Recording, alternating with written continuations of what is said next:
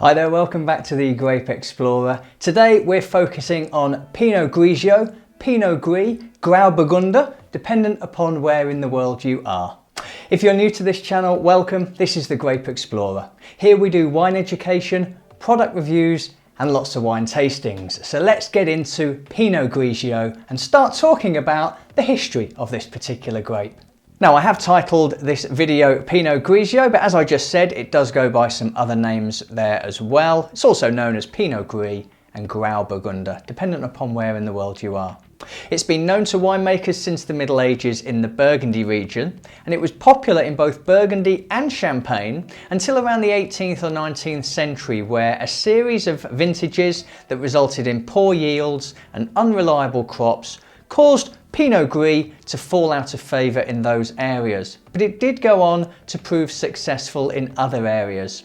And the grape itself has enjoyed some increasing popularity over the last 20 years, especially in its Pinot Grigio incarnation. It's incredibly popular here in the UK when it is served up as Pinot Grigio, the sort of Italian take on this particular grape. And from the perspective of where it's grown globally, I'm going to start off with Italy. Plantings can be found in a number of different regions, specifically Lombardy and Alto Adige, and the grape is prominent in other regions as well.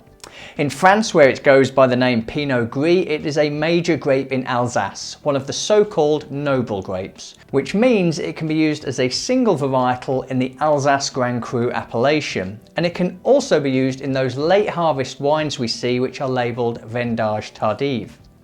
In Germany, where it goes by the name Grauburgunder, cultivation takes place in a number of regions, including the Rheinhessen and Baden.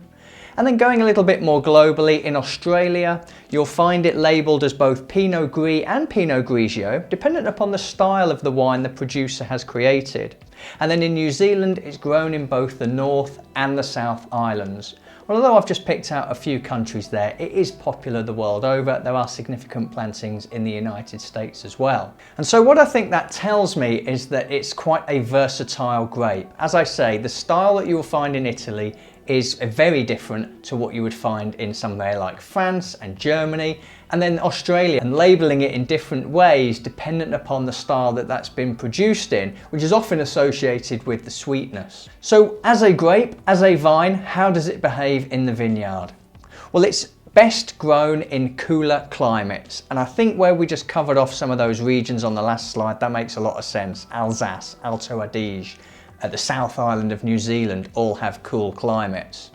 The grape itself matures relatively early, and the grapes produce high sugar levels, and they are naturally low in acidity. The clusters may have a variety of colours. It can range from a pinkish grey to a bluish grey to a pinkish brown. Of course, the Grauburgunder is an indicator of what that looks like when it's growing on the vine. Some would also say it can create a kind of coppery type hue as well, dependent upon where it's grown. So once picked and into the winery, what sorts of things are winemakers doing with Pinot Grigio? The wines themselves can vary greatly and are going to be dependent upon the region and the winemaking style they're from. The wines are made in varying levels of sweetness. They can be bone dry to lusciously sweet, so it's a really versatile grape. The Italian style of Pinot Grigio is going to be light-bodied, light in colour with crisp and acidic flavours.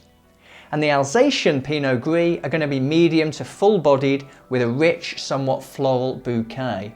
And then, like I've said already, around the world, it's going to come down very much to what that producer wished to create and bottle up for consumers. So let's go through some of those aromas you can expect before I have a quick taste of this one. From a cool aroma perspective, when it comes to Pinot Grigio, we are very much at the green end of the scale. We're talking about citrus fruits like lemon and lime, and then green fruits like green apple and melon. And as those temperatures increase and we get some of those warmer aromas coming through, things that are most striking are peach, nectarine and apricot, the stone fruits, and you can expect yellow apple as well. And what I've got with me today falls very much into the cooler climate style, the Pinot Grigio. This particular wine, and I have to say I didn't have a lot of choice when I went shopping, when I went to the store. I did like that this bottle was offering me a chance to win a £10,000 home and garden bundle. But this is a McGuigan Black Label Pinot Grigio. So this is a wine of Australia, southeastern Australia, 2020 vintage. Describes itself as a refreshing white wine, well balanced with clean citrus finish and suited to a range of meals. Now in the glass, I poured this out last night for the first time, and the thing that struck me the most was just how pale this was.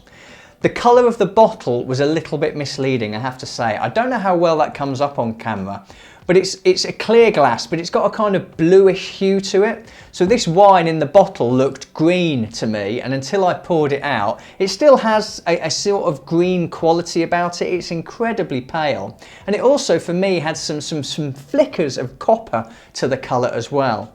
But it is incredibly pale. It's one of the lightest wines I've had in a while from a colour perspective. On the nose, I found this one to be pretty neutral. The things that came through for me, unsurprisingly, were lemon, lime and apple. That was really overriding in this wine. It's a simple style of wine. They are simple aromas. One thing that struck me about this wine was the style. It's really off dry. It's got this sweetness about it that just sort of lingers for a few moments before it dissipates. And it's quite a low alcohol wine as well, so it tells me that when the yeasts have been feeding on the sugars, as the yeasts have all been used up, there's still a little bit of sugar left in that wine. It is a really low alcohol wine, just 11.5%.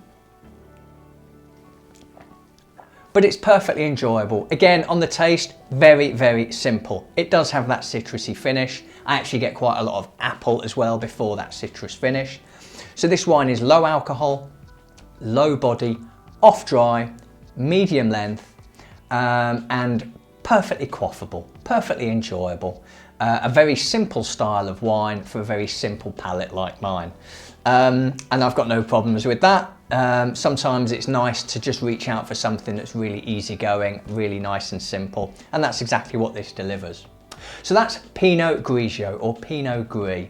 I'd like to know your thoughts here on which style you prefer. Do you prefer this really light-bodied Pinot Grigio, or do you look for something with a little bit more complexity that you might get from something like an Alsatian Pinot Gris? Let me know in the comments section below, but for now I'm the Grape Explorer. Look forward to seeing you again soon. Cheers.